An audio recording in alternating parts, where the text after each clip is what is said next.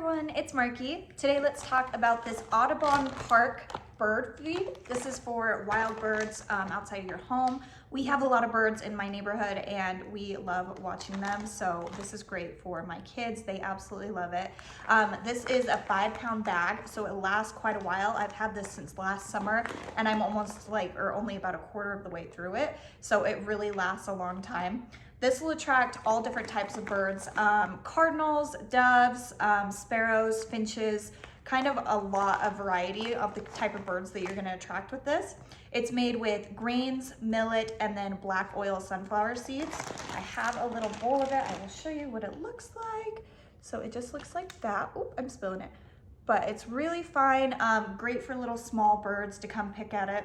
It works best for like hopper feeders or platform feeders or tube feeders. We've had a couple different kinds of bird feeders and this has worked great for all of them. So it's really versatile that way. Like I said, it lasts a long time. The birds seem to love it because we have them feeding at our house all summer long every year and we look forward to it every spring. So if you are maybe new into it and you're wanting to attract some birds or just feed the birds maybe in your backyard, I think this is a great choice. So I hope this was helpful. Thank you.